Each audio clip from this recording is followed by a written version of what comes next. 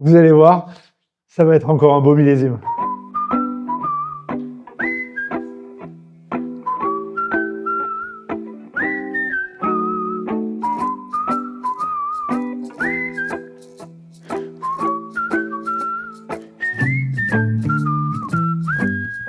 Bienvenue pour un nouvel épisode de Qu'est-ce qu'on déguste? Je suis au domaine Boisson à Queyranne. Bonjour Bruno. Bonjour Nicolas. Alors Bruno, tu es la 3e génération de vigneron, la 6e en tant que paysan, et il y a un véritable ancrage de ta famille à Queyranne.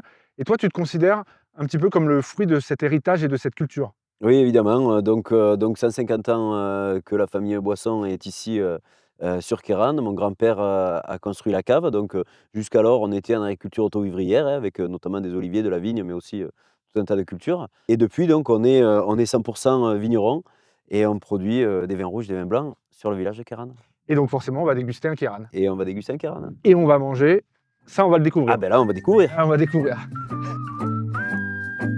Donc pour accompagner ce Queyranne, nous avons un pigeonneau à la crème de petits pois et une Saint-Gilloise de bœuf. Ça a l'air Ouais, ça pas a l'air mal. sympa.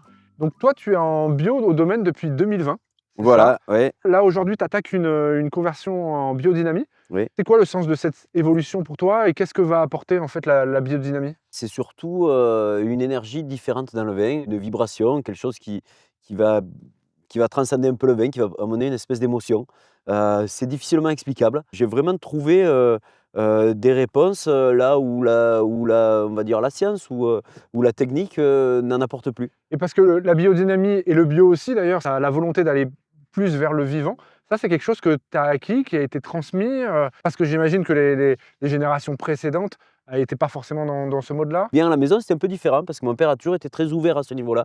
Il y avait déjà, ouais, il y avait déjà une ouverture d'esprit un petit peu dans ta famille Exactement. de façonner un petit peu le terroir, c'est ça? Parce que ça, c'est quelque chose qui te tient à cœur aussi quand même pas mal, quoi. Oui, parce que dans le mot paysan, il y a aussi le mot paysage, le mot pays et donc la culture du vin, c'est aussi la culture de la vigne, c'est aussi construire des terroirs et je trouve que l'esthétique d'un lieu, aide à une production de raisins, de belle qualité.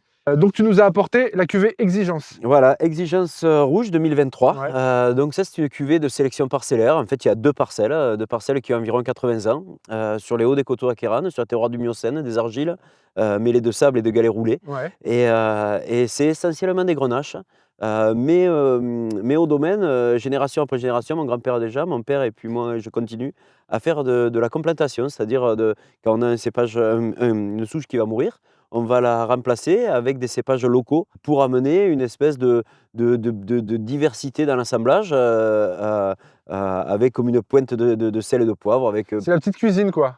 on est plus dans la différence qui va donner un peu de relief, un peu de folie à l'assemblage. Donc tu vas avoir du grenache à 85 c'est ça? Et À peu 15 près, ouais. après une quinzaine de cépages, c'est ça? Voilà, une quinzaine de cépages, hein, alors en rouge, on va retrouver, Vaccarez, Terre Noire, Muscardin, Counoise, Et tu as aussi heu du blanc? et des blancs également, Bourboulenc, Clairette, Clairette D'accord. rose et bien sûr, du Cinsault, du Mourvèdre, du Carignan. Et ben, j'ai envie de Santé. dire santé.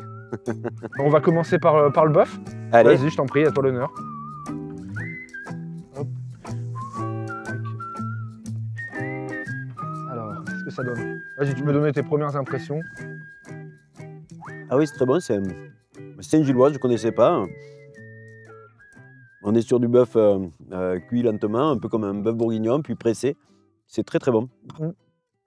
Ça vient du Gard, donc Saint-Gilles, tu vois? D'accord, Tu vas goûter un plat typiquement typique. gardois. Eh beh, voilà, Ça ça te fait fait quoi? plaisir. En Ah, tant que Vauclusien, ça te fait quoi? ça me fait énormément plaisir. Ouais. Les cousins du Gard, je ne sais pas si j'ai pas même des origines gardoises Ah oui, et avec Boisson, c'est ça? voilà, boisson, ouais.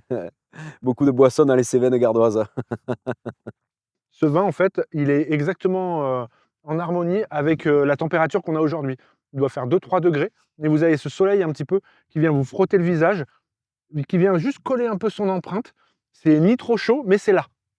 Et ben, ce vin, il me donne exactement la même sensation. C'est-à-dire qu'il y a une sensation aérienne dans ce vin-là, avec, vraiment une aromatique du sud, hein, qui vient juste poser son empreinte sur le palais. Il y a vraiment, voilà, il y a quelque chose de il y a une symbiose entre la matière et l'aromatique, moi qui est vraiment agréable dans ce vin-là. Merci beaucoup. Beh, dans ce vin comme dans l'ensemble de notre gamme, on essaie de produire des vins avec, avec un côté assez délicat, assez fin, assez aérien. Tu te disais le mot fraîcheur aujourd'hui, tous les vignerons de France font des vins frais. C'est ça. Ça me sort un peu des yeux ce terme-là qui est un terme, fourre-tout. D'ailleurs, s'il y a un vigneron qui, revendique de faire des vins lourds et qui reste sur l'estomac, moi je suis preneur parce que franchement ça m'intéresse. Et ouais, pour le coup, là, ce que je recherche dans les vins, c'est surtout ce côté aérien. On est dans le sud de la France, on renie pas cette méridionalité. On a des vins qui sont mûrs, qui sont pleins de soleil, qui sont gorgés. Ça, il y a aucun problème. Mais ceci étant, eh bien, notamment avec le cépage Grenache, ou le Cinsault également, on peut avoir des vins avec énormément de finesse. Il suffit pour cela de ramasser des raisins en maturité, parce que le fruit mûr, c'est le gage d'un fruit très, très intense. Ceci étant, si on travaille les vins avec, beaucoup de subtilité en infusion, pas trop extrait, des températures de vinification assez basses, eh bien, on va obtenir des vins, tout à fait délicats et c'est quelque chose que je revendique au domaine, oui. Ah d'accord. Donc au domaine boisson, effectivement, il y a Bruno, mais il y a aussi Virginie qui est ton épouse et qui a un rôle un petit peu de l'ombre. Oui, oui, Virginie, qui m'apporte beaucoup parce que peut-être un tempérament plus réfléchi, avec, plus de recul sur les choses, qui m'apaise et oui, oui, Et que c'est tu très écoutes important pour et moi. que tu écoutes, Ouais, beaucoup plus que ce qu'elle croit, ouais. parce qu'elle me dit: «Tu en fais qu'à ta tête», mais en réalité, il faut que le chemin se fasse et le chemin de l'oreille au cerveau est quelquefois un peu long. Bel hommage à Virginie. Il paraît que c'est vachement sympa de faire les vendanges chez toi. Moi j'ai entendu dire ça. L'aspect social est important pour nous. Les vendanges à la maison, on fait partie des derniers des Mohicans qui faisons manger les vendangeurs le midi. On mange tous sur une grande table Ils et viennent plus pour l'ambiance que pour les vendanges en elles-mêmes, quoi. ouais, j'ai à peu près un gros tiers de retraités qui viennent surtout pour cet instant-là, ouais. Ouais. Et le soir, beh, quand on a fini, le travail, eh bien, on boit un verre et des jeunes qui jouent de la guitare, qui jouent à la pétanque et ça fait aussi partie du jeu des vendanges. On va goûter nos petits amis, pigeonneaux pour continuer, qui eux, finalement, n'auront pas le plaisir de voir le futur millésime. Alors hop, c'est parti. Ah oui, la peau est en dessous. Oui, c'est ça, Voilà. il est cuit sur la peau. Tu vois, au couteau comme ça. Sur la corde, j'y suis vraiment là, avec la finesse de la viande du pigeon. C'est vrai que le pigeon, c'est un mets qu'on travaille assez peu, Ouais. mais en fait, si vous allez chez votre boucher, il vous le désosse, il vous laisse, les cuisses, les filets, la carcasse pour faire un petit jus. C'est des viandes qui se travaillent très bien et pour les vins du sud, je trouve qu'il y a du caractère tout en ayant une finesse de viande, Ouais. qui s'accorde très bien avec nos vins. On sent dans le pigeon, effectivement ce côté fin et surtout le vin en lui-même, dans ce côté aérien, c'est un vin, heu, tu as envie de prendre ton temps pour le déguster et c'est quelque chose au moins que je retrouve un petit peu dans ton discours, dans ta personnalité. Tu es quelqu'un qui aime bien ressentir aussi les choses qu'il y a autour de toi. Tu parlais de la biodynamie, tu parlais des rapports humains. Oui, oui, je pense qu'aujourd'hui, tout va vite. Prendre l'autoroute, au lieu de prendre des routes des itinéraires bis. Je crois que les plaisirs simples, ils sont surtout dans une forme de béatitude, de regarder autour de soi et d'apprécier le moment. Ces moments un petit peu, posés comme l'oiseau sur la branche et il y a ce besoin de prendre le temps et dans les vins, on l'a aussi.